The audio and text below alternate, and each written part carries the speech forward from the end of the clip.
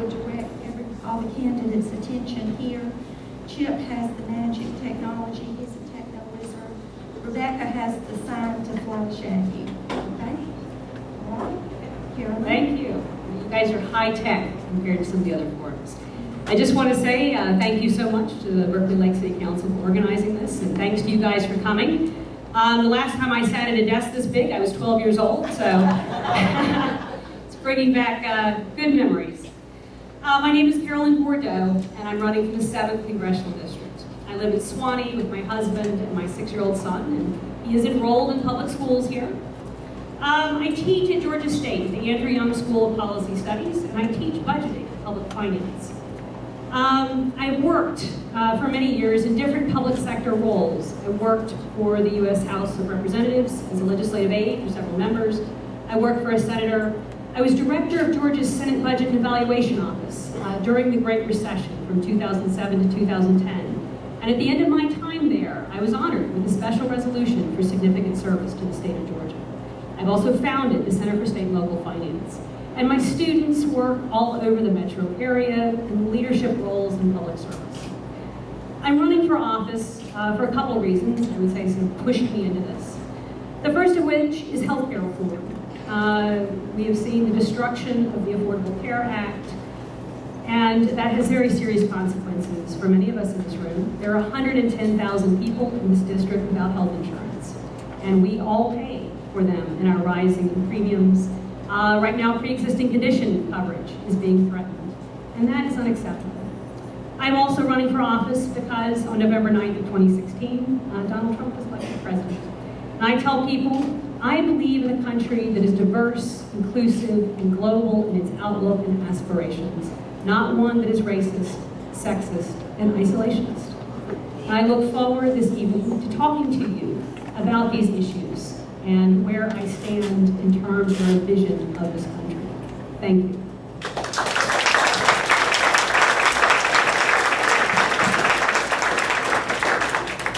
Thank you, Carolyn. She is, as I think you figured out, Democratic candidate for our congressional seat, our federal congressional seat. I would move us on next to the Democratic candidate for our state senate, who is Zara Karenchak.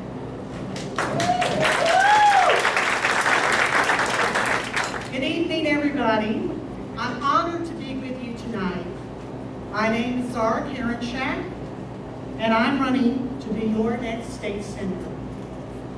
I want you to know I have lived a lifetime of service. I have served under 5 presidents, from President Reagan to President Obama, and 1 governor, Roy Barnes.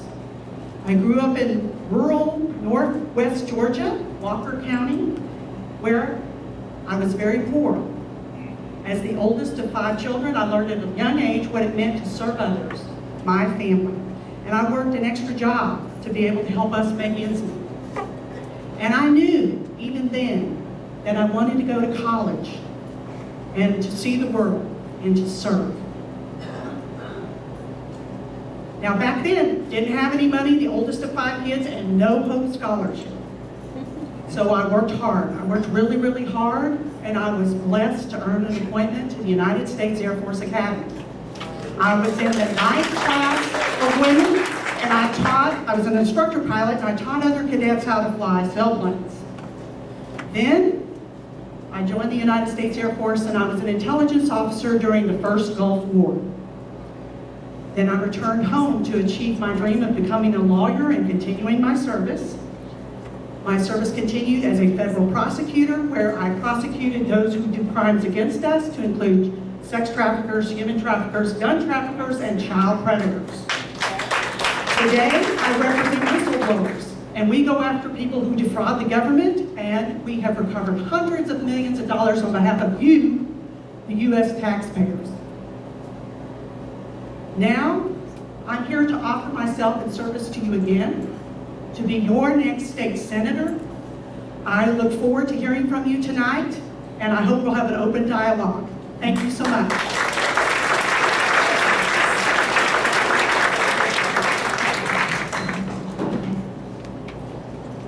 Good evening, Berkeley Lake. I'm absolutely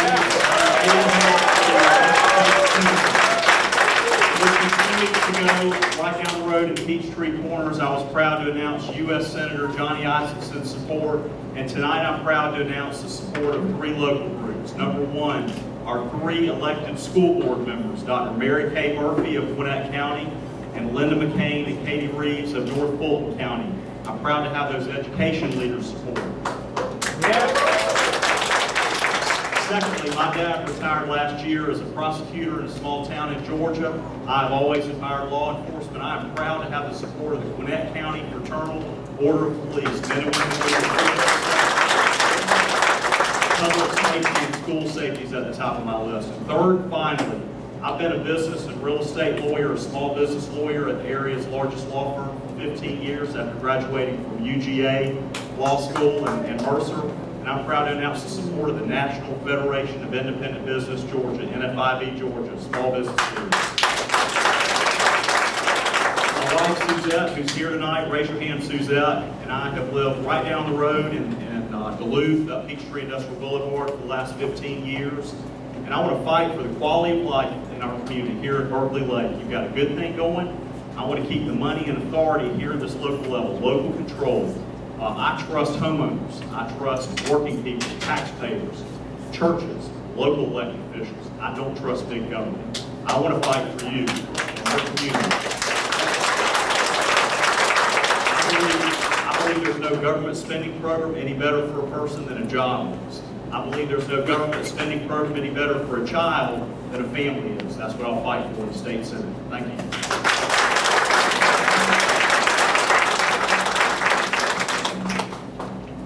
Thank you, Mayor Salter and members of the City Council. I would just want to praise you guys for a second. You have one of the best run cities in all of Georgia, so it's great being here. And I brag about, thank you, yes.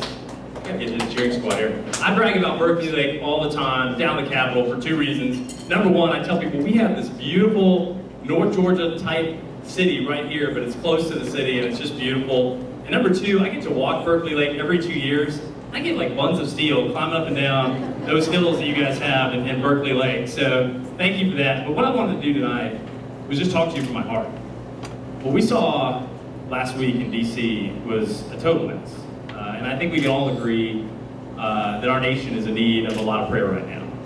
The good news is this. That's not what's happening in Georgia.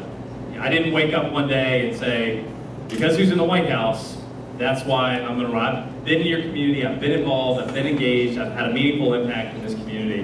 And I want to continue that down at the State House on your behalf. By every objective measure here in Georgia, we are on the path for success. Number 1 state in the nation to do business. High school graduation rates are at an all-time high. The first time ever we have lowered your income tax here in Georgia. Just stat after stat after stat shows we're on the right path, and we need to continue that momentum. And I've been an effective voice for you down at the Capitol. I've passed 6 bills in my first 2 years, more than any other freshman legislator. This leadership made the decision to appoint me to very busy committees, the Education Committee and the Healthcare Committee. So I'm well versed in both of those subjects. And they also trusted me to serve as a deputy whip in a leadership role down there at the Capitol. So I'm effective for you, I get things done, and I listen to you. And so therefore I ask for your vote on November 6th. Thank you.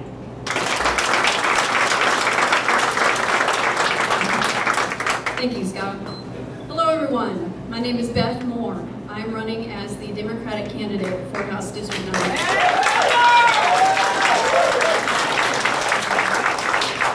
My husband, Lori, is here with me tonight. He and I own a home in Peachtree Corners, and I'm a lifelong Georgian. I grew up here in the district. 18 years ago, I graduated from Wesleyan, right there off of Peachtree Parkway. From there, I was able to earn a full-ride Hope Scholarship to go to the University of Georgia. After that, I earned my law degree from Georgia State University.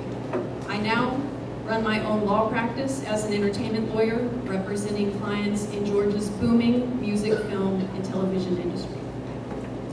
I am a Democrat married to a Republican, believe it or not. And people ask us all the time if all we do is argue. And the truth is, we don't. In fact, we agree on almost everything. I had two conditions to go out on a date with my husband. He had to be pro-choice and gay-friendly. If we can start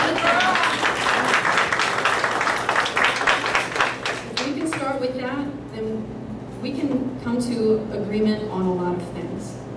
I'm afraid that in today's political climate, including here in Georgia, it is not a choice between the left versus the right.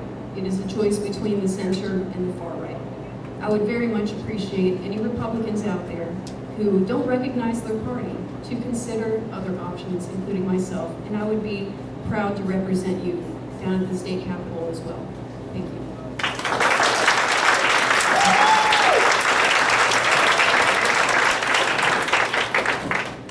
Well, good evening. I'm Lynette Howard. I'm a District 2 County Commissioner, and I really appreciate all of you being in the room.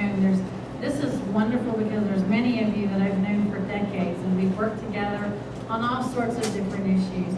I also want to take this time to thank Mayor Salter, because I don't think there is another mayor in the whole history of the United States that has ever gotten FEMA to open up a case. See, she knows. It's amazing. They had said no, they wouldn't take and she was like, oh no, we don't say no. She calls the dam a certain thing, but we don't say that here. But she worked so hard to get that so that we could have water back in the dam. I mean, water back in the lake. I think that's important to how many people? Lots of people. So it was wonderful working with her so that we could raise up the road together. We did it as a partnership between the county and the city. And so I just wanted to thank you publicly for this because it's a wonderful achievement.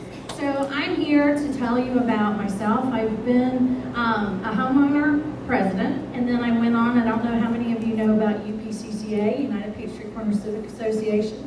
I worked on land use issues there, and then I served as president. And Mike Mason, he served as president. He decided to be mayor, and I decided to be county commissioner.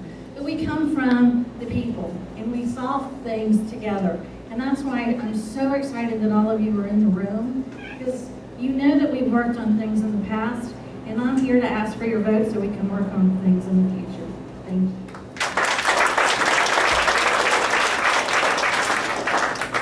Hi, my name is Ben Koo, and I'm running for county commissioner as well.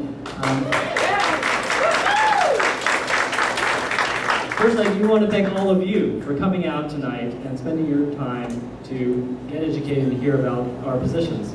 I'm a Georgia native and the grandson of Chinese immigrants who came to Georgia to help engineer the original MARTA rail. As the lead project engineer, my grandfather had actual slices of MARTA rail on awards at his house. And I'm so proud that MARTA is now one of the safest transit systems in the entire country. I hope to continue his legacy by bringing rapid transit to Gwinnett.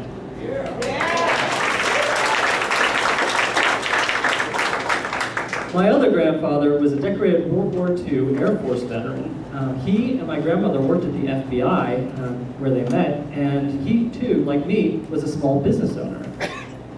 I am a software engineer with over 20 years of software development experience and entrepreneurial experience.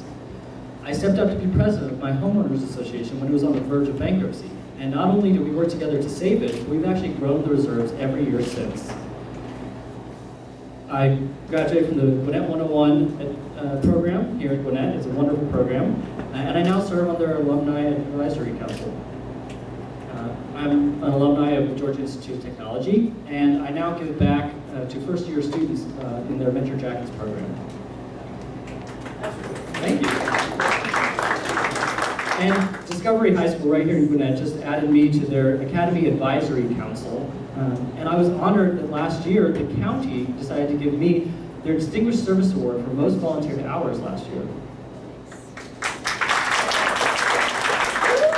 I look forward to using my unique talents to help upgrade Gwinnett's future. I want to open lines of communication so I can best represent you on the County Commission, and I'm looking forward to answering all your questions tonight. Thank you.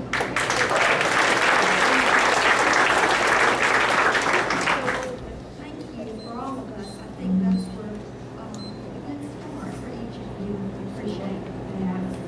The first question is for our federal candidate, for Carolyn Bordeaux. This question is regarding Party, it says lately more and more candidates from the Democratic Party have been referring to themselves as Democratic Socialists. Do you consider yourself to be a Democratic Socialist? And if not, how does their platform differ from the Democratic Party's platform? Okay, let me guess who wrote that question. All right, well, I'm running as a Democrat, and I know nothing about whatever that other group is. I'm going to tell you what I stand for. I believe that everybody deserves access to affordable health care. All right? I think we have a soul-sucking commute, and we need transit and transportation options, too. I believe that our young folks need a world-class education, and that requires us to make investments in our future and in our children. I believe that we need a Congress that provides a check on our president, and I believe that we need to get the special interest money out of politics, and that our Congress is being taught to a lot of large special interests, and they are no longer representing you and me. They are representing the lobbyists in Washington. Thank you.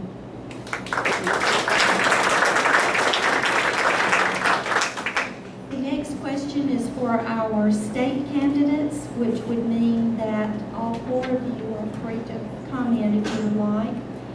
Well-known politicians from both political parties that are scattered across the country have indicated that gerrymandering is a serious threat to our democracy. It's a fact that Georgia has a gerrymandering problem.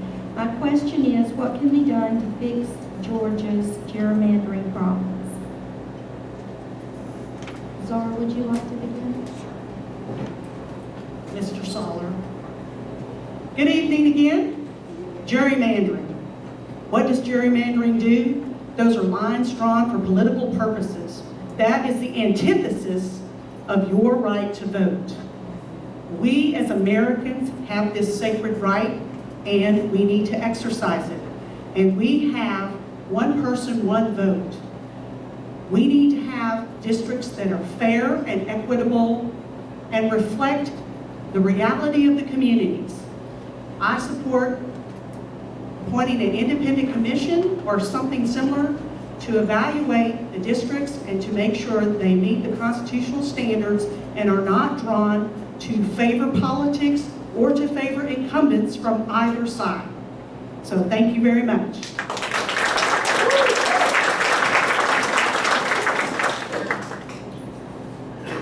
I was in law school at UGA doing the 2001 round of redistricting, and the worst gerrymandering ever in the history of Georgia happened at that time when the Democrats were in charge of both houses of the legislature and the governor's mansion. Here in Gwinnett County, they thought it was smart to give some people 3 state representatives and other people 1. That's not an equal protection violation. I don't know what is. That great round of redistricting, what did it do? It took away Saxby Chambliss' seat. It took away Sonny Perdue's seat. Look what happened. What goes around comes around. They ran for statewide office and won. So if you cross the line, you're going to pay for it in redistricting. Here's what I would do as a state senator during redistricting. Communities of interest. I think of Peachtree Corners, Berkeley Lake and Duluth, Peachtree Industrial Corridor, Johns Creek, the Chattahoochee River Corridor. That's a community of interest. Let's keep communities intact. Let's have elected officials do this the right way, not the wrong way like in 2001.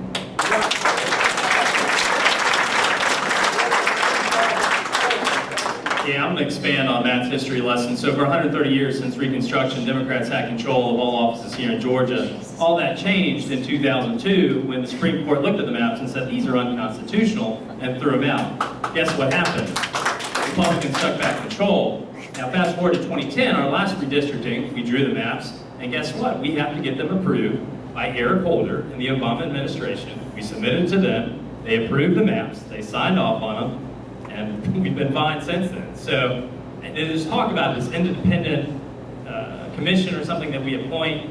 That's just taking it one more layer away from you guys. Who do you think would appoint? There's no theory about who would appoint this commission. It's going to be, if you have a commission, is it appointed by the governor, by the speaker, and is it truly independent at that point? I think our best redistricting is every single 2 years, you guys get a bite at the apple of both Matt and myself to keep us accountable to you, the actual voters. I want to keep it in your hands and not some third-party independent commission. Thank you.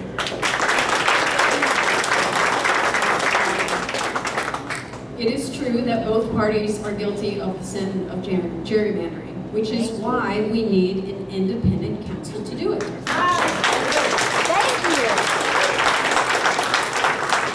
House District 95 is actually a perfect example of a gerrymandered district. Scott and I have 15 precincts in our district.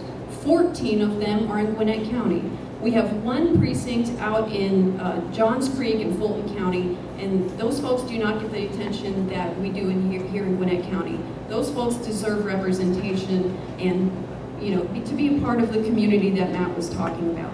So I think that we need to restructure with an independent commission. I think we need to use science and technology to draw the lines, and we need to have contiguous lines that draw the district. Thank you.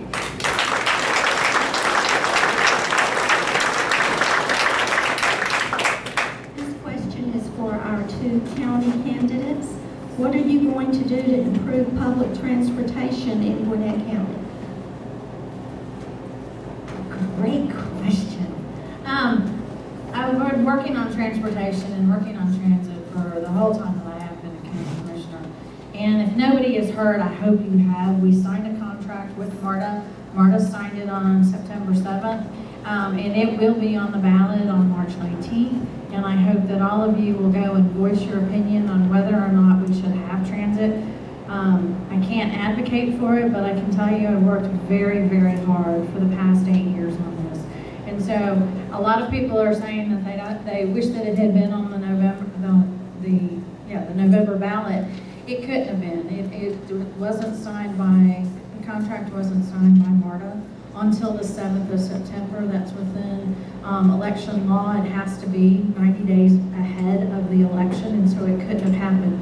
But it is on the ballot. It is a signed contract, and you have a chance to vote on it.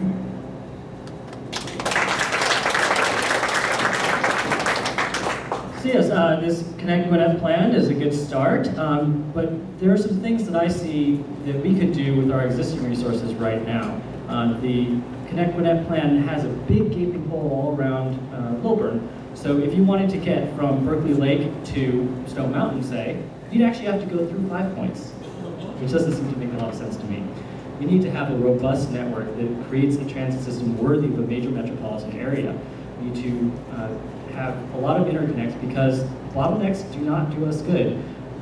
Take a look at the I-85 bridge collapse, for example. That if we have 1 point of failure and the whole metro area can be crippled, that's a problem. That's a liability. That's not good for business. That's not good for our residents. That's not good for traffic. We need to invest in our transit system. We need to create a network of buses and trains and heavy rail, light rail, bus rapid transit. So there's a lot of work to do. The MARTA referendum is a good start, though.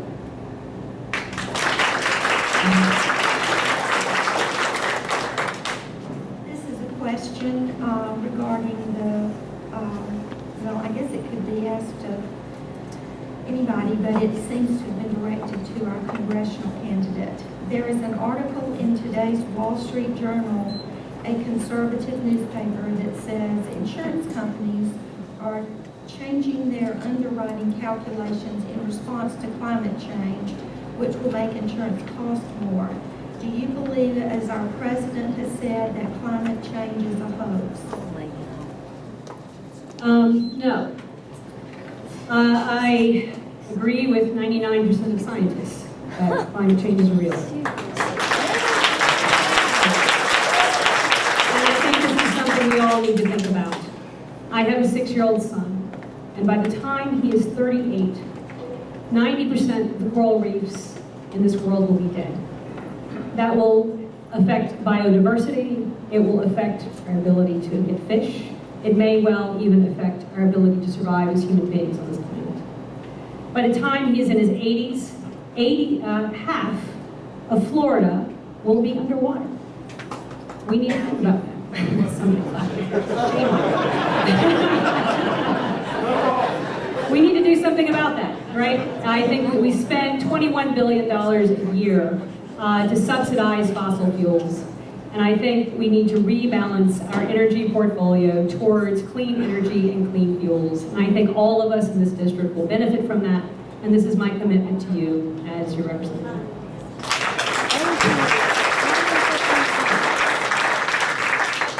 Here's another question for our state candidates. The state of Georgia's own Department of Public Health indicates that our maternal death rates are not only worse than Mississippi, but worse than Uzbekistan. What specifically should be done about that?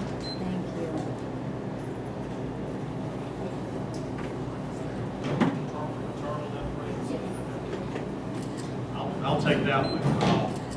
There are 4 categories under Medicaid. One of those is pregnant women and children, so that's in the scope of Medicaid. We need to make sure that Georgia's Medicaid program is as strong as possible for people who fall under that Medicaid. Additionally, we need to make sure that our healthcare network is strong. Our hospitals, that's where the deliveries take place. Gwinnett Medical has a huge number of deliveries in Georgia, as does Northside, who Gwinnett Medical is in the process of merging with. Suzette and I, or Suzette, had all 3 of our children delivered here in Gwinnett County at Gwinnett Medical. She can take credit for that, not me. And that is, so it's close to our heart. I want to make sure that the best place to deliver a baby in this state is Gwinnett Medical Center in Lawrenceville. I want to make sure that we have OBGYN. We have 159 counties, and about a third of them or more don't have an OBGYN. That's a shame. We need to get on that. We need to have more health coverage in Georgia, health insurance and jobs with health insurance. That's my solution.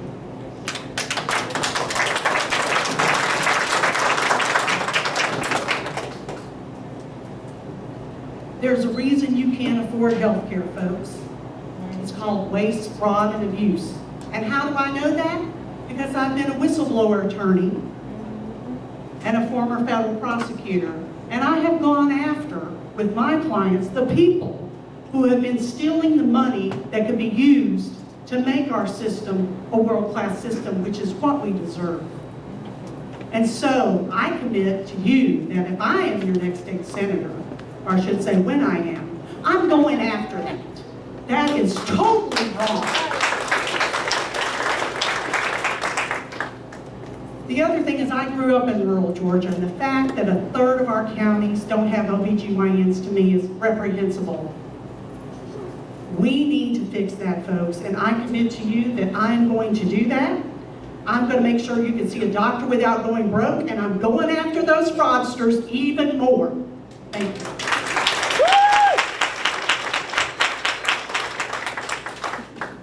So this is an issue that I'm actually actively addressing right now down in the House for you. So I serve, as I mentioned, on the Healthcare Committee. Infant mortality in Georgia is awful to the stat.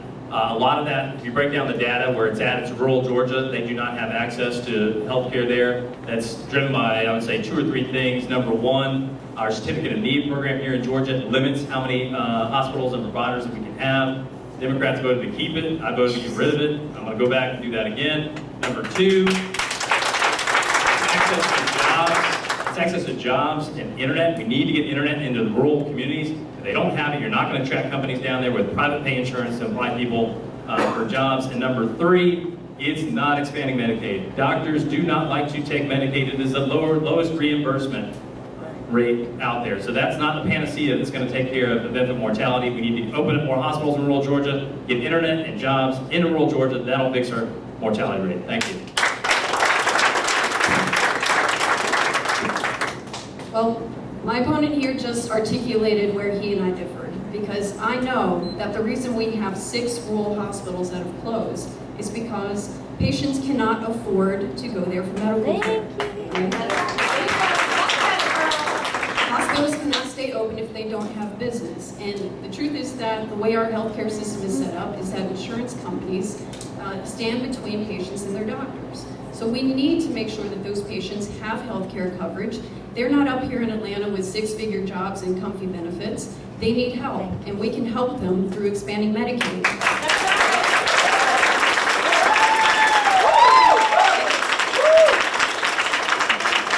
Right now, we have healthcare deserts all over rural Georgia. And when you don't have access to healthcare in a region, you are not going to attract employers.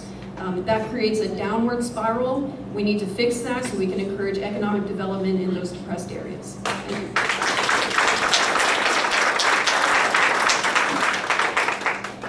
This is a county question. How will you support and work to bring a MARTA train service and station to Gwinnett County in the quickest possible timeline?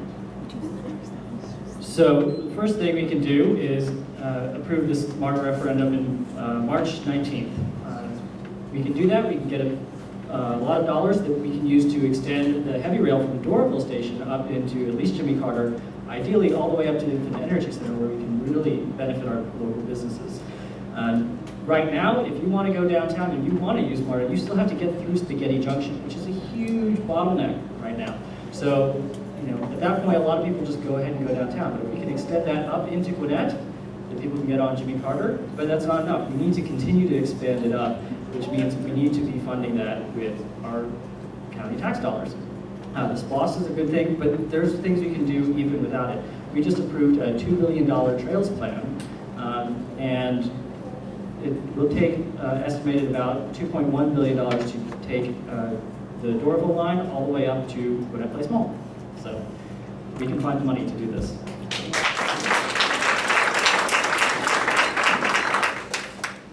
Okay, if we had $2 billion for the trail system, I would be so excited. It is not, it's a whole system, but it doesn't have, we don't have that money.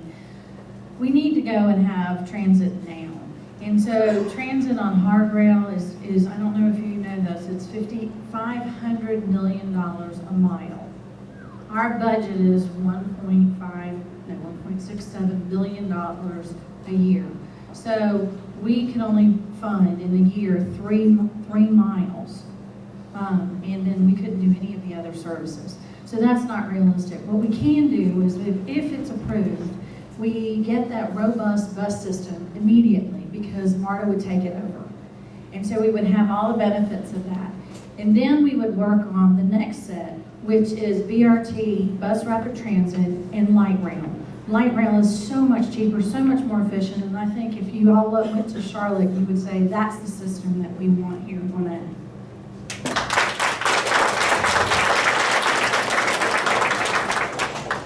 For Ms. Bordeaux, in the past you've said we need to restrict civilian access to military-style assault weapons.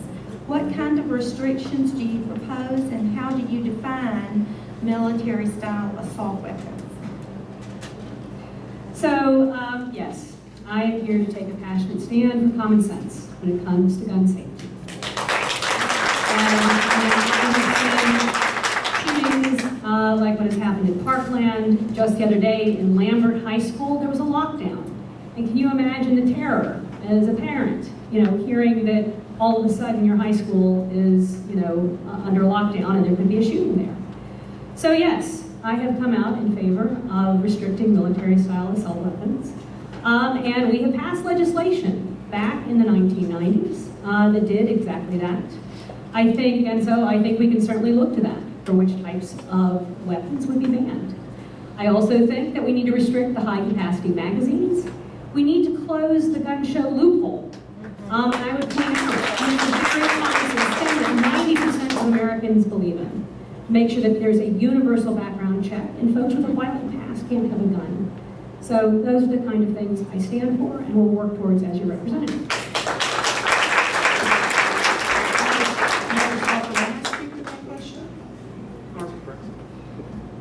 You can use your time out of the next question to do that if you want. I'll just wait for the next question. Okay, next question is coming up for our state people anyway, and that question is, how would you address crimes such as human trafficking when you are elected?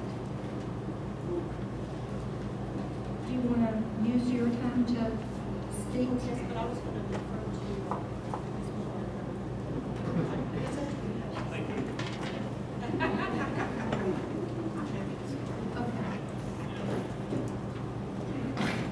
This is probably an unfair question because I'm a former federal prosecutor and I did prosecute human trafficking. And as you probably know, Atlanta is a hub for human and sex trafficking. what we have to do and what we have done is established a task force. It was a federal task force where we had folks go undercover. And really, to get these folks, you have to be able to go undercover. You have to work closely with law enforcement, and I have great respect, myself being former law enforcement as a prosecutor, to work with law enforcement, to give them the ability to go after human traffickers, and to make sure that we are able to get the victims out of the clutches of human traffickers. What you may not know is a lot of folks, when they are, quote, saved, want to go back because they're so psychologically impaired. So that is an issue near and dear to my heart, and something that I do have the benefit of knowing quite a bit about and would like to help solve. Thank you.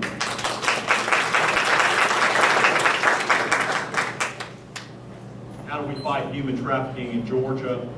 We are a transportation hub for good things and bad things. We're a transportation hub for the bad things, heroin, human trafficking, and then here locally, unfortunately now, gangs. We've got to get tough on that. We've got to open our eyes and realize that Gwinnett County is now the big city. We've got nearly 1 million people here. And also, when I moved out here 15 years ago, we were a donor to the state on a lot of areas. We need state help and state intervention on things like this, on getting tough on gangs, on getting tough on heroin, getting tough on human trafficking. Where is it happening? It's happening in hotels. Who are the customers? Unfortunately, it's a lot of people from our area. You look at top end of 285 in Atlanta. We need to get tough on the customers who are victimizing these young women, as well as the gangs. And the organized crime who are pimping and victimizing these young women. We need to get tough on them.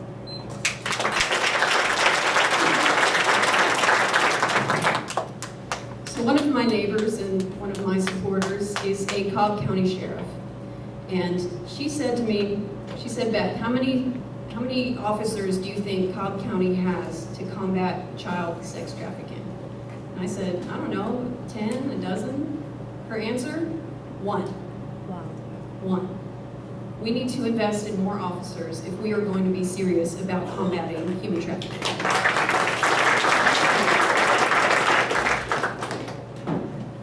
Yeah, again, this is another issue where during the last 2 years in the General Assembly, we've been trying to address this scourge that is in really this community right here where we work and live. We don't imagine it happens, but it's right here in our own backyard. And so there's a constitutional amendment, it was either last year or the year before that, to address this issue, to go to the strip clubs and specifically places that are happening and kind of get rid of that activity. We need to continue to do that.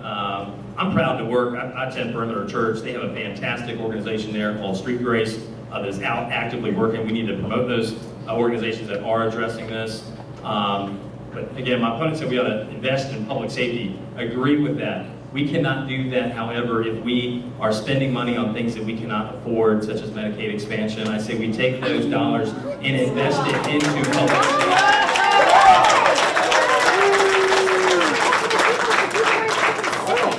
Are you serious?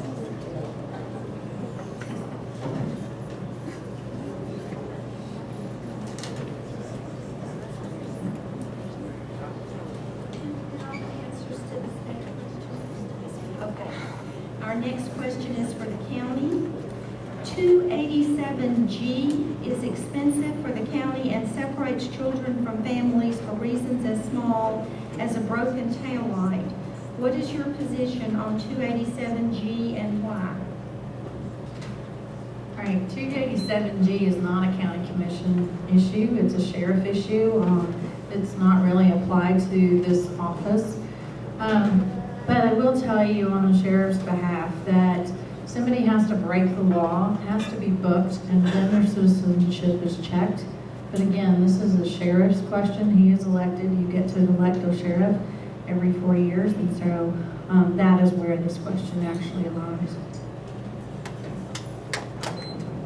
So 287G, yes, it is the sheriff who carries it out, but that power is given to them by the county commissioner.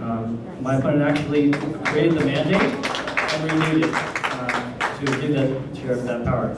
287G also costs us millions of dollars a year to be part of this program, and it makes us less safe, and it's not very effective. If your goal was to deport everybody here, it's only about 10% effective. So that it's a big waste of our county tax dollars. And actually, one of the things I would do is to seek to repeal that 287G mandate that the county commissioners have implemented.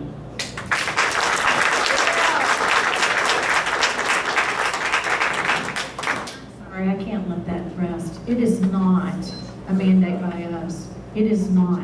Anybody that thinks that is just misguided. It is from the sheriff.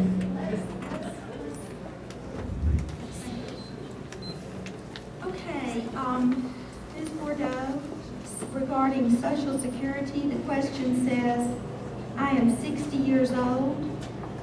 Ryan, I assume that means Paul Ryan, and Republicans keep talking about entitlement reform, and they consider Social Security and Medicare to be entitlements and want to cut them. What will you do to see that the rug isn't pulled out from underneath? Okay, thank you. Yeah, so one of the things that's happened in Washington is that our Congress passed a tax bill, and it adds $2 trillion to our national debt. Now we have a $21 trillion national debt. That's, for all of us taxpayers, that's $174,000 each. And now Paul Ryan and our congressmen are like, oh my goodness, we don't have any money. We need entitlement reform. And so what they are proposing is they are proposing to turn Medicare into a voucher program. You know, just give you a set amount of money, you go find your own health insurance, go figure it out. And also to cut Social Security. Now these are programs that do need reform, you know, and we do need to make some changes.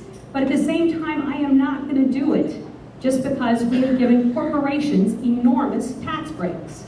So I am committed to making sure that we put our seniors and Medicare and Social Security first.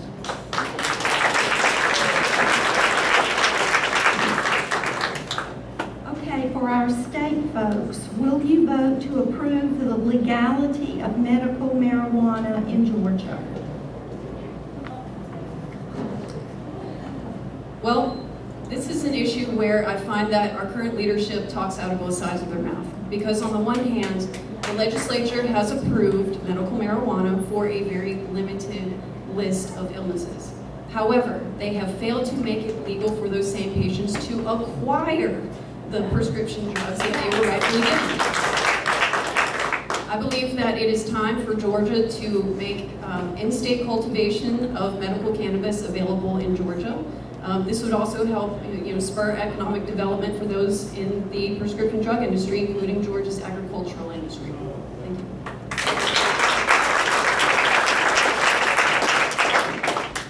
Just want to help educate the crowd and my opponent a little bit. We have approved cannabis oil, not medical marijuana, here in Georgia.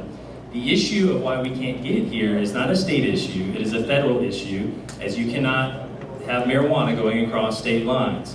So I, as a representative and as a body, we have advocated to our congressmen and to our federal representatives that it ought to be declassified as a Schedule I drug and brought down so that we can ship cannabis oil here to Georgia. It has shown effects. We have expanded the use of it.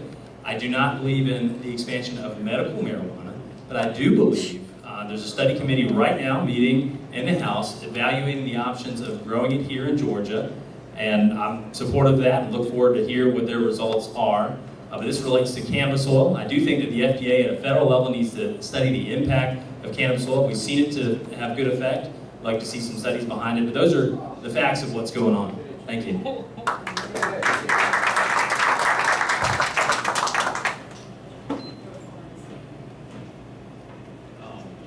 It would be a candid forum if we didn't get some questions about marijuana. This is the one that gets asked a lot. First of all, I think we need to be careful that recreational marijuana is not what's going on there. You look at what's going on around the country, we need to keep our eyes open. California, Colorado, other states, recreational marijuana, smoking marijuana is the goal. Our youth, sports, employment, work ethic, brain, that's on the line when you get to recreational marijuana. We need to be clear and say no to drugs, no to recreational marijuana in Georgia. California is not number one in jobs. Colorado is not number one in jobs. We have been the last 5 years. Texas, North Carolina, we need to stay that way. As far as in-state cultivation, both my parents grew up on farms. We need to be careful on that. That's not a Trojan horse on having more recreational marijuana out there. But on medical marijuana, I want to let doctors and law enforcement help get that to patients who need it.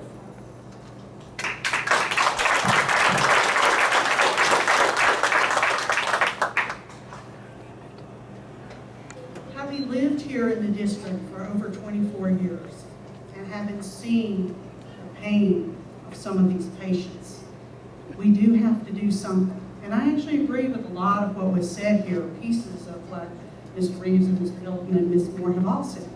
We need to have smart people looking at these issues. We need to have the medical marijuana, cannabis oil, FDA approved and tested. It's my understanding that it is not. As a former federal prosecutor who has prosecuted drug crimes, I am very concerned about it getting into the wrong hands and not being used for the right reasons.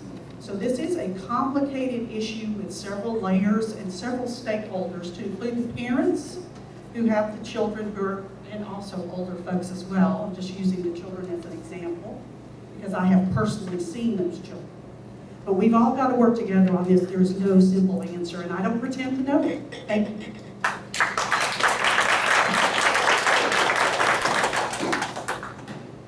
This is for our county candidates. Would you stand against your political party if they started going against our best interests?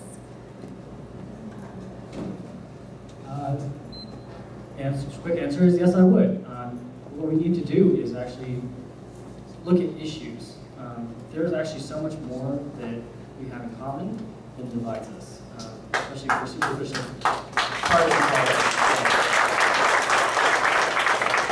When I was on my board, we have people of very different political views. And there's diehard Trump defenders. There's diehard anti-Trumpers on the board. And the thing we do is we focus on the things we have in common. We want better schools for our kids. We want better transportation. We don't want to sit in traffic. We want to make the world a better place. We want to have protect our families and the safety of our communities.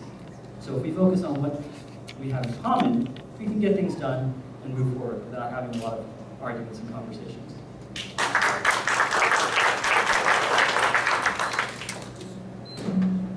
Well, I have advocated for years that I think school board and county commissioners should be nonpartisan. I think that the issues that we get to deal with, luckily, don't have anything to do with party. The road doesn't care about party. The libraries don't care about party. The parks, the police officers, the firemen, they don't care about party. The things that I do is I work with my neighbors, I work with my community, I work with the cities, I work with CIDs, we work together. And so that is why I don't think party really has an effect at the county commission level or at the school board level. It's really about the government closest to the people, and the people have a say about it. And so I hope you agree with that, and I hope you all help me campaign for nonpartisan on those two. But I love working with people. I love working with groups. We identify issues, and then we work together to solve them.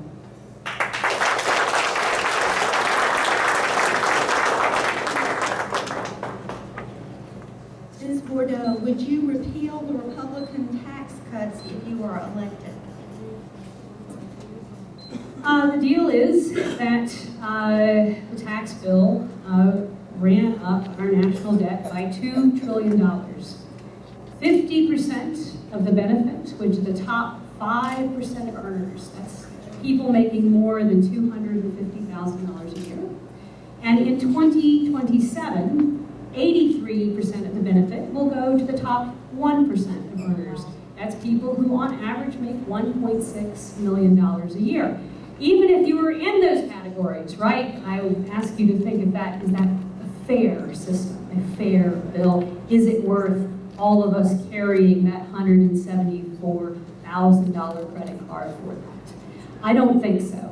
I think we need to repeal it. We do need to lower our corporate tax rate, but we need tax reform that helps middle-class families make it. and people who work hard make a living wage. And that's what I am committed to.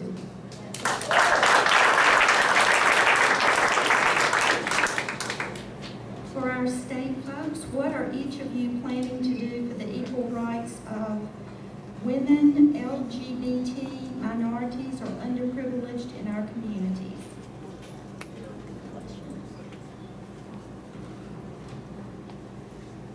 We address that as a local lawyer for 15 years at the area's largest law firm. I've had opportunities to spend my time on a variety of cases, and if you ask folks around my office and our legal community, what's Matt been up to, I've gone out of my way to help folks who were being done wrong and fight for people.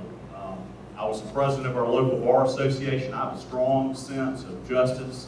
I love our Bill of Rights. America gets it right and have a good heart.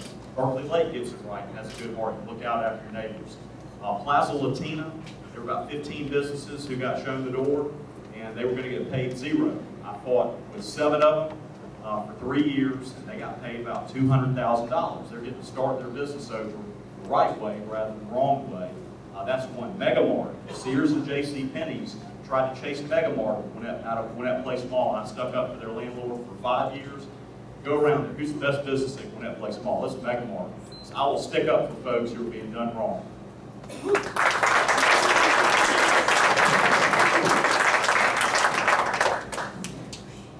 Throughout my life of service, I've had many, many opportunities to stand up for others. First being serving in the U.S. military, fighting for our rights, being willing to die for my country. And my brother is 100% disabled from Iraq and Afghanistan for standing up for people's rights. So I appreciate the heroes in the room. I know there are some here. Thank you, sir, for your service.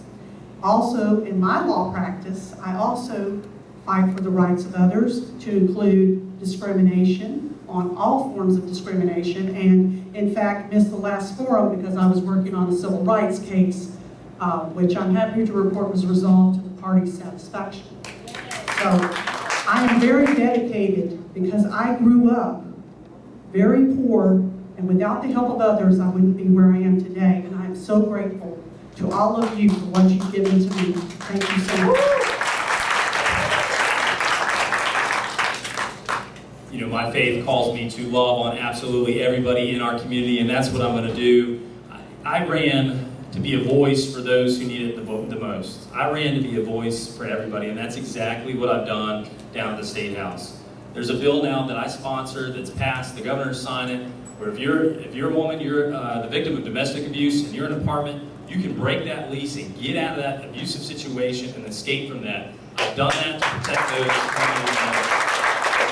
The first bill I passed down there, when I crossed the aisle, I talked to a Democrat. I said, hey, do you have any good ideas? He said, yes, the word mental retardation ought to be taken out of the Georgia Code. I said, that's a fantastic idea. You as a Democrat, me as a Republican, let's do it and let's get it done. We did that, and that's what I do down there. I stand up for anyone who needs to have a voice. I'll continue to do that. Thank you. So the first part of that question was about the Equal Rights Amendment, so I want to address that. You see, in 1982, a constitutional amendment was proposed that passed in Congress but requires the approval of the states to identify women as a protected class under the Constitution. There are 37 states that have passed that. It needs 38 to become an amendment. I propose that Georgia become that 38th state.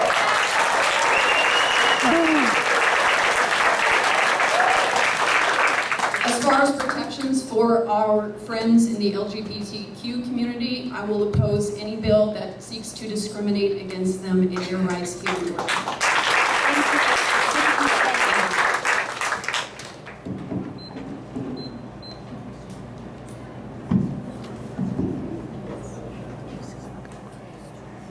This is for our county folks. How would you work to improve education in Gwinnett, and how do you feel about guns in the schools? That's not a county. School system, I guess, was a county thing, but I know y'all The Board of Commissioners is an equal to us, and they're separate, and we don't tell them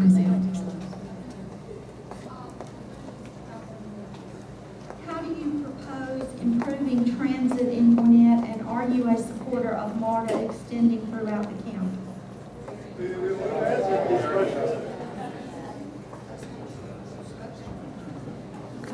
Running into double questions, I'm sorry.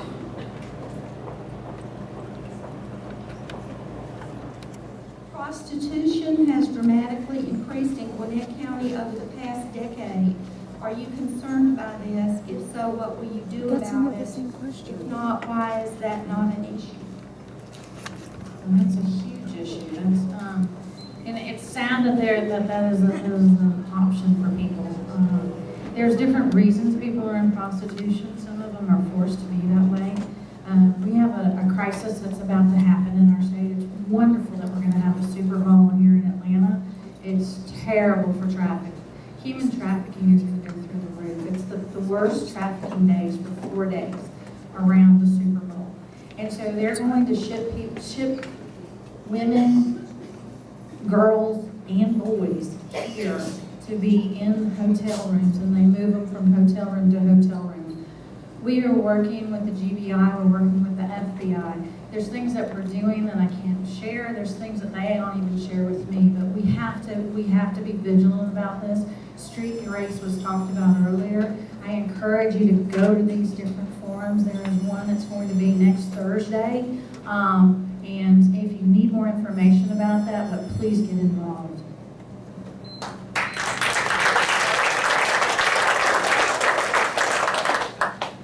So people typically don't, little girls don't go, hey, I want to grow up and be a prostitute.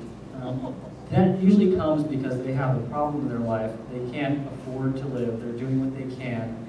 They don't have home. We need to make sure that we provide enough services so nobody's too poor to live. And that they turn to because that's the only job that they can do and still take care of their families at night. We have a wonderful program, the Crime-Free Multi-Housing Program, but it only applies to apartment complexes. We have a lot of extended stay hotels here in Gwinnett, and we need to be implementing similar programs to make sure that our whole communities are safe.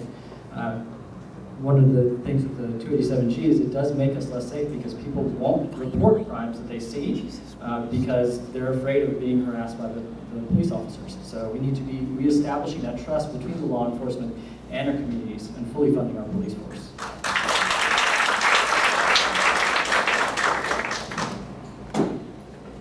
For our congressional candidate, many Democrats are now saying Obamacare does not go far enough in providing affordable health care and are calling for a single-payer system or Medicare for all.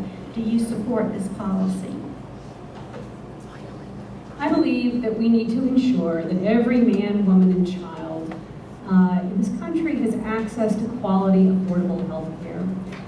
The most straightforward way to get there is to go back and to implement the Affordable Care Act the way it was intended. It was passed, it was a conservative bill, it was based on the Massachusetts model, passed by the Republican governor. In Massachusetts, where they implemented, they only have 2% of their population is uninsured. So we need to go back. We can implement it, we need to fund it, and we need to expand Medicaid here in Georgia. After that, though, we need to add some more because there are problems. We need to introduce a public option to the exchange that will give everybody a low-cost option that they can opt into, and also will be an important option for small businesses so that they can also afford health insurance for their employees.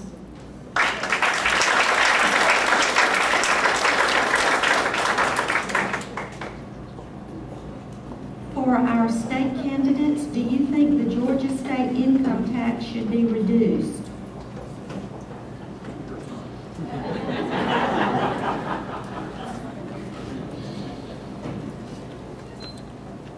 How many people in this room love to pay taxes? Please raise your hand. I actually don't mind. Oh, thank you, sir. I don't You got mind. one taker in the I like room. things. As a whistleblower attorney, I know how to save taxpayer dollars. There are a lot of issues we can go after. So I am promising you to be a great steward of your taxpayer dollars. And I am the only candidate here who's done it. And I've done it for hundreds of millions of dollars. So I'm not saying that I know everything, but I know a lot about this topic, and I don't like to pay a lot of taxes. I like my money to be spent wisely, efficiently, and effectively. And that's what I plan to do for you. Thank you. Mayor Salter, what was the question again? Excuse me. Do you think the Georgia state income tax should be reduced? Yes, I do. Yes, I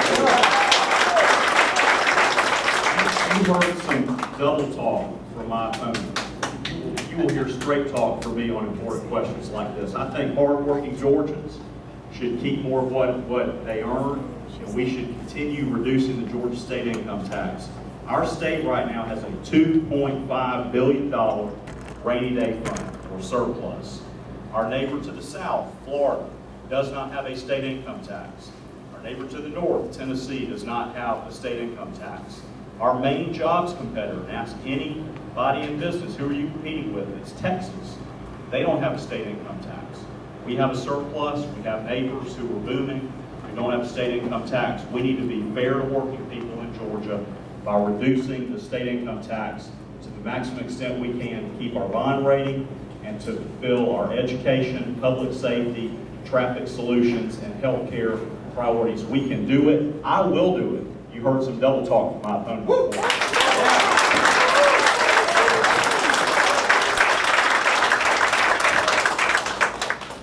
I actually think here in Georgia we already have a pretty low tax rate. And in fact, our state legislature has already agreed to lower the tax rate over the next 2 years. So we're sitting real pretty in Georgia. In fact, have we not talked about how Georgia is a great state to do business in? Well, part of that is because of our favorable tax rate. But freedom isn't free, as the saying goes. We have to be able to pay for services, and that includes schools, police force, our state National Guard. These things cost money, and if you've been to Florida or Tennessee where they don't have income tax, you'll know that they pay a lot more in property taxes and gas taxes. I think it is a smart idea to diversify our tax base so that if there is a sudden change in the economy, that our state will not go broke. Thank you.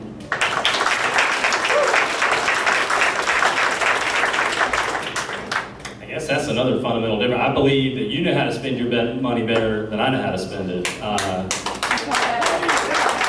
believe in giving your money back into your pocket. And the whole reason that we were able to lower the income tax this year for the first time ever from 6% to 5.75 and now down to 5.50 as long as we continue to perform is because of conservative budgeting. We have every single year we have to balance our budget. It's a $25 billion budget. It has to balance. 8 years ago, we had $100 million in a rainy day fund. Today, we have $2.5 billion because we have done it the right way. We have not promised things that we cannot pay for. It's just simple. It's like balancing your own checkbook in your own house. And so, yeah, I would say, heck yeah, I'm in favor of giving you money back to you. But at the same time, while we've reduced your income tax, we've fully funded education. We gave raises to our public safety officers. And next year, I'd like to give raises to our teachers. And we can do that because we are well managed here in Georgia. Thank you.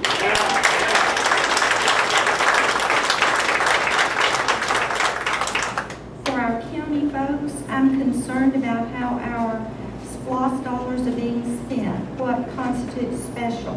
I believe more citizen input is necessary. How can you expand access to citizens to allow more input?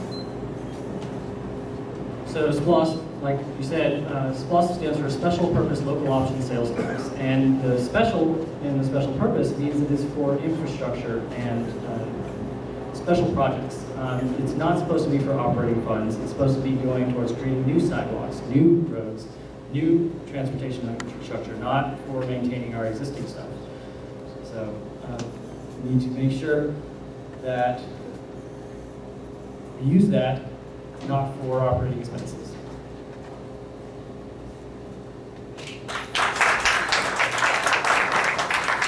Okay, not one penny is used for operating. It's against the law. It's against the legislation that was set up for SPLOST. You cannot use one penny of the SPLOST. We have done fantastic projects. The projects are vetted from you. The projects are anybody who calls into the county, we put them on a list. So our engineers go and vet those, they see how much it costs, what are the benefits, and then they go and do something so wild and crazy. It's the only place, I think, in the state that does that. We invite citizens from all across the county to come together to self-select in 6 different areas. They self-select, it's only citizens, it's not county commissioners. It's, and they go through a rigorous training and then going and looking at each one of those projects and deciding which projects need to go forward and get funded.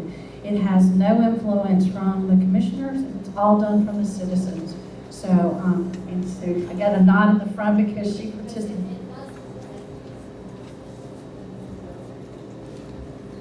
Okay, we are running out of time, so we're not going to be able to get all of your questions. We're going to go to the part where we let our candidates ask their opponents questions. And since Ms. Bordeaux has no opponent here tonight, we will give you a pass and move on to our state candidates. Yes, 1 minute.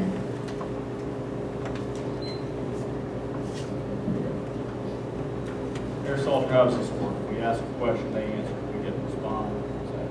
No, we ask a question, they respond.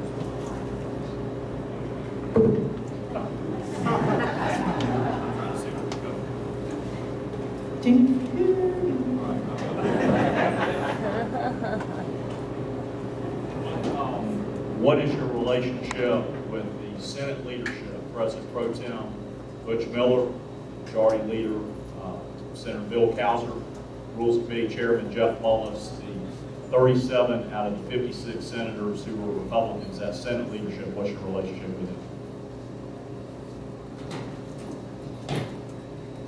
Having served as counsel to Roy Barnes back in the day, I have actually had occasion to work across the aisle, and I know what is required. And there is no double talk. We all sit down and talk.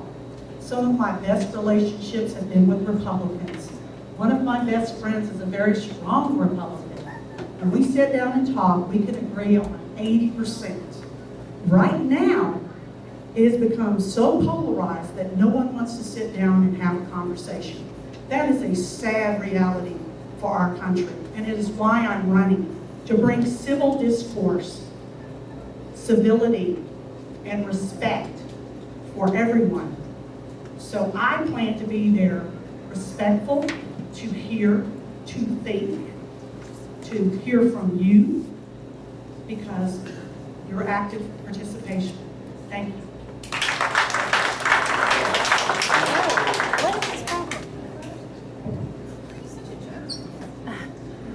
What is he?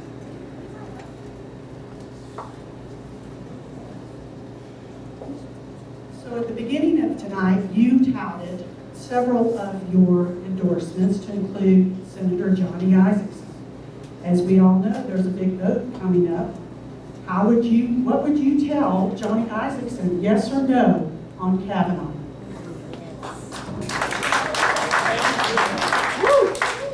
I'll answer that question, unlike my opponent didn't answer the last question. We all understand what the relationship is with President Pro Tem Butch Miller, Majority Leader Bill Cowser, Rules Committee Chairman Jeff Mullis. Answer the question.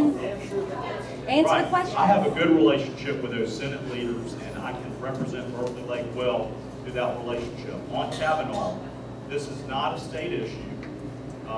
You know, one thing, that was a sad, I agree with Representative Hilton, that was a sad display last week. President Trump said he's never had a beer in his life, and we'd all be in trouble if he did. I tend to agree with that. I listened to probably 50 people at the Blue Fall Festival on Saturday and Sunday who were disturbed about that whole thing. And I think Senator Lindsey Graham gave an articulate analysis.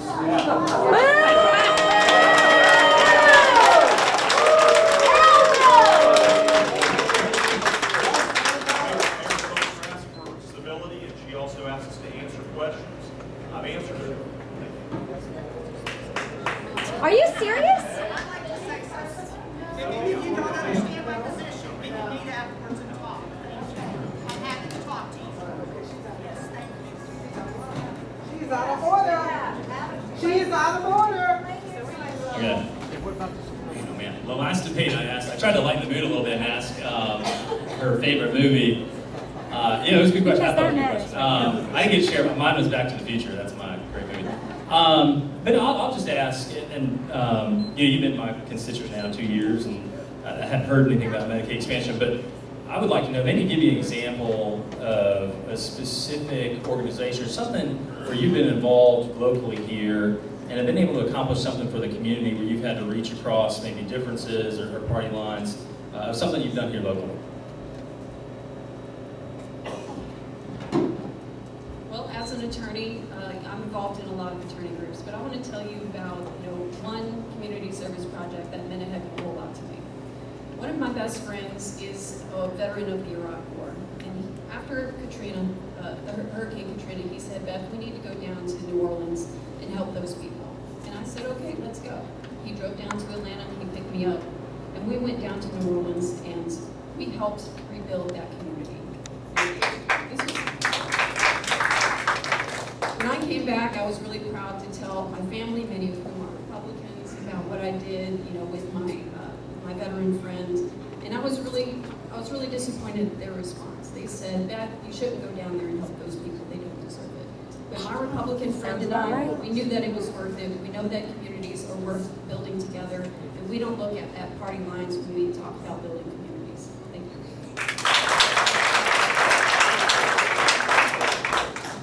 I will ask my question.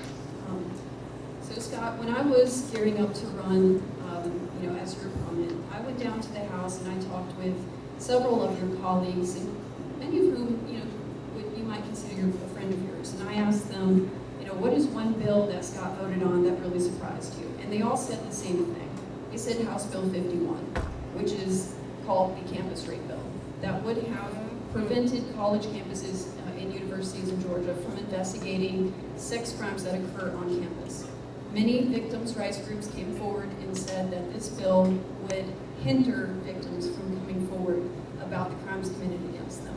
There were lots of flaws with that bill, including the possibility that it violated Title IX. Even the Senate refused to bring it to a vote. Why did you choose to support that flawed bill? Well, first off, to my point earlier, I am all about standing up and supporting and giving a voice to those who need it most. I voted in favor of that good bill for one very important reason. I don't think our universities and college campuses should be adjudicating rape cases. I think that ought to be handled by our police, who do that every single day. I thought it was a very common sense, sensible bill, that why should we have our university professionals whose day job is being professors and teaching in a school environment? Let them do that. That's what they do the best. Let the police investigate crimes, these horrible crimes. And so, in standing up for the victims of rape and standing up for those victims, I voted in favor of them. I voted to give them the right to have their cases fully investigated by the proper authority and not our universities and campuses. Thank you.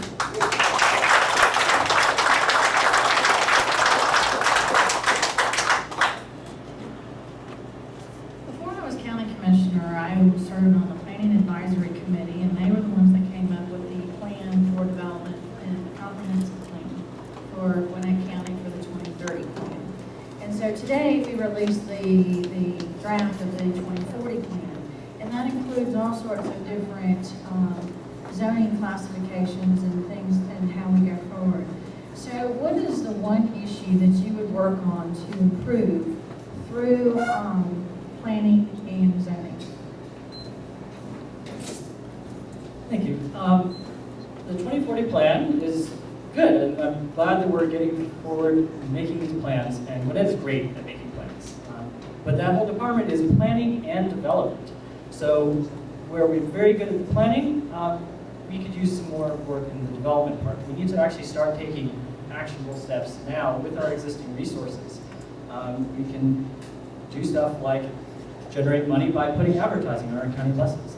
The 2040 plan, it was a very limited sample size where they went to different parks, they got input from the community at certain parks. But what I was hearing when I was at some of these meetings was that people couldn't get there. there's a lot of people who wanted to get there via transit, and they couldn't. So I think what we need to do is to put things on ballots and involve more of the community so we can get more Venetians input. Yeah, so that's what.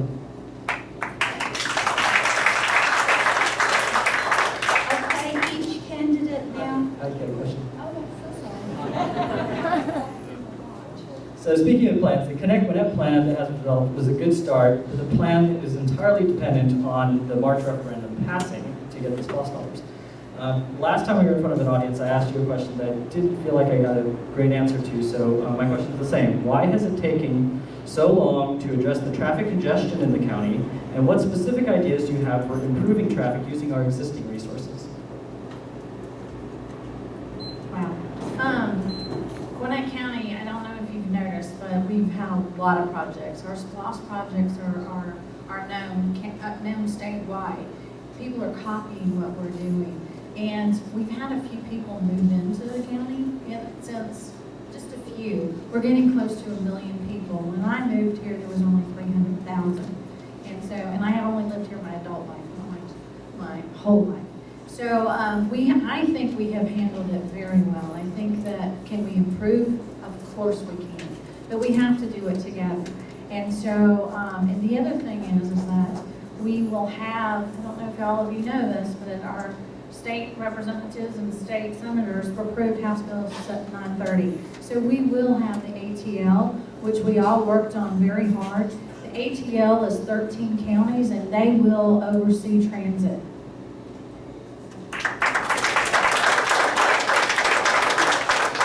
Okay, each candidate will now get 2 minutes for their final statement for you. Well, thank you so much for hosting this, and thank you guys so much for coming. It's been a great evening.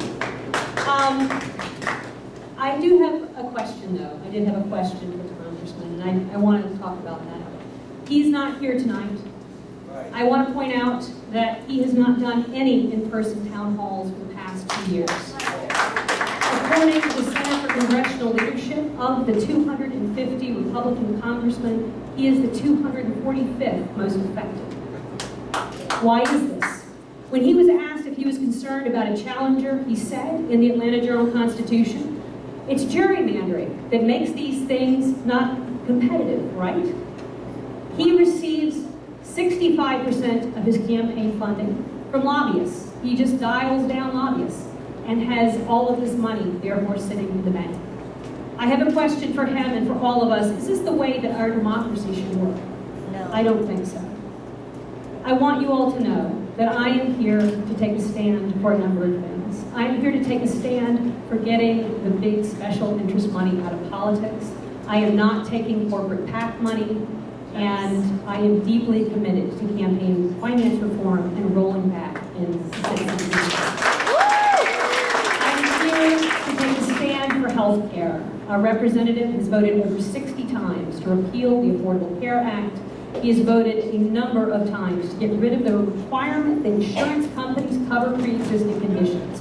If you care about health care, I ask for your vote. I am here for transit.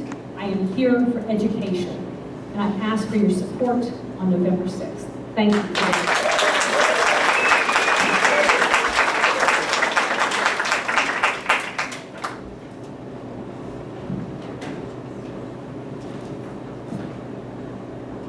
Special thanks to you, Mayor Salter, the City Council, Principal Pendleton, and all of you in attendance here tonight.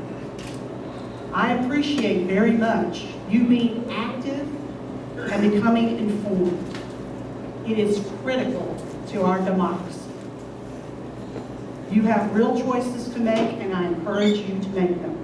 I ask you that if you have any questions about me, go to votezara.com. And it's Z as in zebra, A-H-R-A. You can email me, you can give me your ideas, thoughts, and concerns. There's any number of ways we can communicate because I'm starting open communication with anyone and everyone on every side of the aisle. That's why I have a coalition of Republicans, Democrats, Independents, and all kinds of folks coming together. People ask me, why did I decide to run?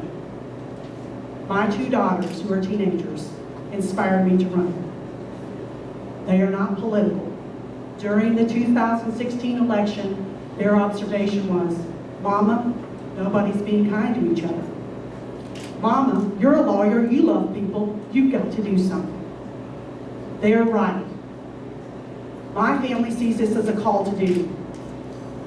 And just for perspective on how serious we are, of the 9 siblings between my husband and myself, 7 are veterans. We believe in this country. We believe in duty, honor, country. We do not believe in political doublespeak. We do not believe in being the standard politician that we've seen over and over and over. I'm down there to be somebody new and different.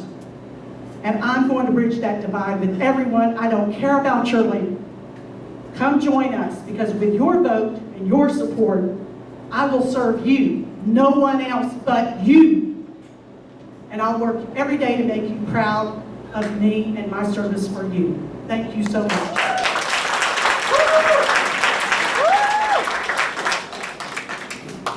Thank you for your time this evening. For the last 5 years in Georgia, we've been number 1, and I want to keep it that way as your state senator. More information about me and my fiscally conservative state senate campaigns at votemattreeves.com, at votemattreeves on Twitter, and Matt Reeves for state senate on Facebook. I believe that state government ought to do a few things and do them well. Let's have public and school safety. Let's have top-notch schools. Let's get some traffic solutions. Let's deliver a good health care system. Let's have number 1 in business and be good to taxpayers. You've heard differences tonight between the candidates. You've seen me out in the community. I've been here physically present in Berkeley Lake a lot over the last year. Beware of politicians you see for the first time on a month from the election. The last 15 years, I've been active in leadership in the community already while running a law practice local in the community. Republicans, independents, and Democrats, I'm asking for your support to be an effective advocate for Berkeley Lake. Look at the state senate. Look at the things that have been delivered in Georgia. But look at what's going to happen after this election. There are 3 contested state senate seats. The margin right now is 37 Republicans, 19 Democrats. When the dust settles, there's going to be an overwhelming Republican majority in the state senate. I've taken the time to make friends already with the Senate leadership. Butch Miller of Gainesville, Bill Cowser of Athens, where I went to law school, Jeff Bullock, Jeff Mullis, the Rules Committee Chairman, Tom Rice, the former state representative, reminded me recently, it takes 9 approvals to get anything passed in the Georgia legislature. It takes 1 to get something killed. Who can be the most effective state senator for Berkeley Lake, for Gwinnett County, for Johns Creek? That's the question. I'd like for your help in answering that question and be able to keep us number 1 here in Georgia.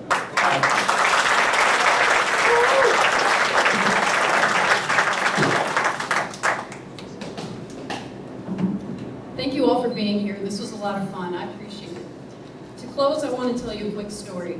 See, I was canvassing around the neighborhood, and I knocked on a door, and the lady who answered, I said, "Is this the Wesley residence?" She said, "No, they moved a month ago. It's my husband and I now live here with our kids." And I said, "Okay, well, nice to meet you. My name is Beth Moore. I'm running as a Democratic candidate to represent you down in the State House." And she said, "Oh, well, we're Republicans." And I said, "That's okay. I'm married to a Republican. You know, I bet we have a lot in common, and I can prove it to you." "What do you do for a living?" is what I asked her. She said, "I'm a real estate agent." I said, "Well, I would bet that your real estate agency that you work for doesn't offer you health benefits." She said, "Yes, health insurance is so difficult for my family to get." She said if her husband ever lost his job benefits, that they didn't know what they would do. I said, "Well, you know, Democrats have a plan to put an insurance card in every Georgian's pocket, including the creation of an independent health market exchange to help small business owners like you and me be able to obtain health insurance." She said, "Okay, I like that idea." So we kept talking. I said, "You're a real estate agent. I bet you're really concerned with the value of public education." She said, "Yes, public education is really important." I said, "Well, I would like to fully fund public education and not just in an election year." She said, "Yeah, that's really important to me too." So we kept talking. I said, "Well, if you're new to Gwinnett County, I bet you've noticed there's really bad traffic around here." She said, "Oh my God, yes, the traffic is terrible."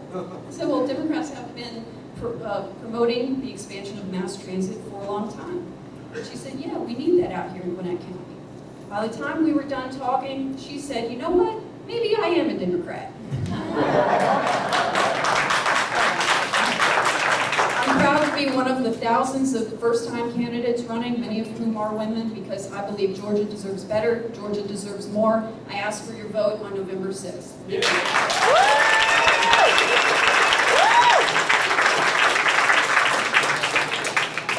My opponent has a fantastic last name. Hilton does not rhyme with anything. I tried and I tried. You know, stay with me. I don't know. So I got to do this before I forget. I want to thank my wife right now, who is the absolute love of my life, who's home right now watching our 3 kids. I cannot be here and I cannot do this without her.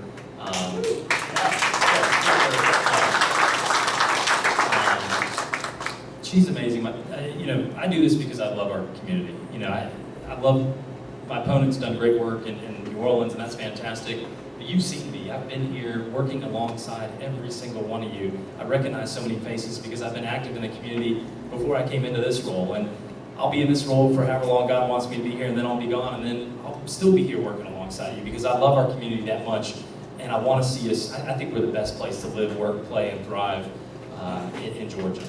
Now, you do have a choice. 35 days from now, November 6th, you absolutely have a choice. We can continue on the same path that we've been on. The #1 state to do business, reducing your taxes, high school graduation rates at all-time highs, unemployment all-time low, wages growing faster than the national average. We can continue down that path, or we can expand the size of government, we can increase your taxes, and we can go the opposite direction. And so, for all those reasons, I ask you, I plead with you, I ask for your vote on November 6th, because I've gone down there, I've been accessible to you, I've answered your concerns, I've talked to you whether you're Republican or Democrat. I'm not bipartisan through marriage, I'm bipartisan because that's who I am, that's what I do, that's what I've done. I've gone down there and passed bipartisan legislation. And so therefore, I ask again for your vote for Scott Hilton on November 6th. Thank you.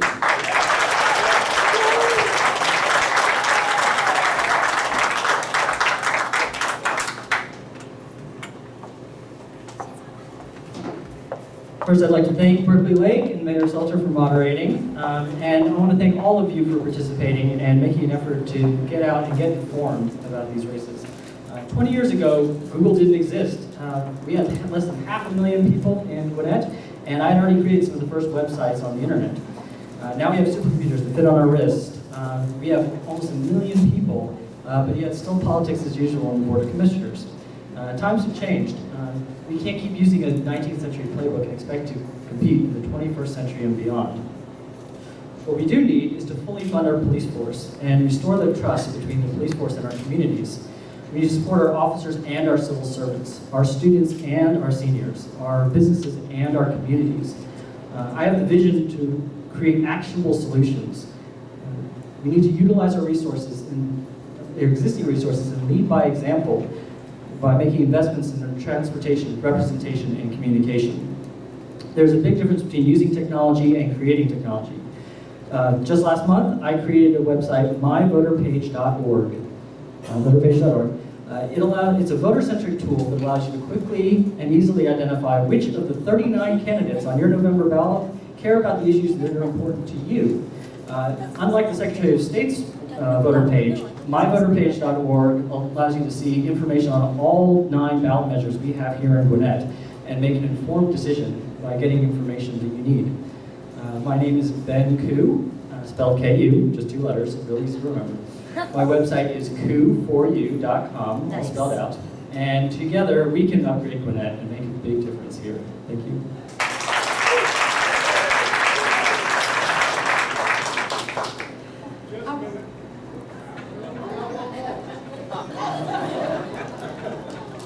She just knows everything about me, so she just went on.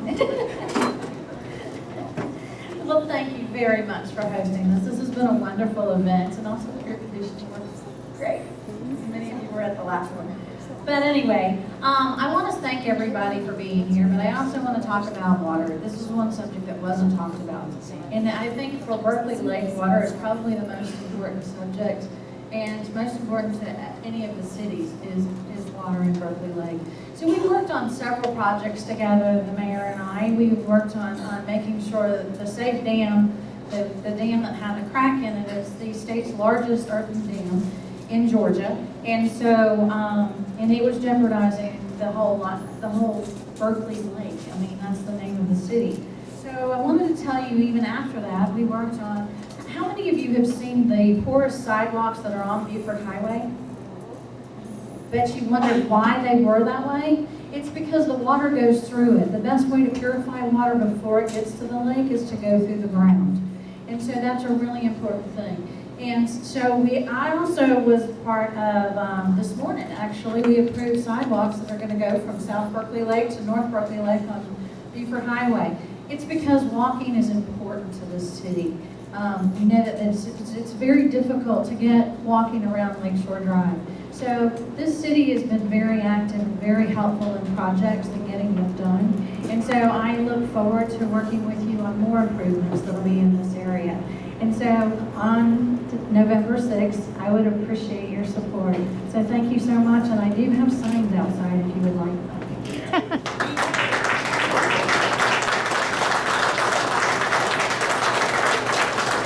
I want to quickly thank our candidates. These are some of the busiest people in the world right now, and for them to come to our city and answer your questions is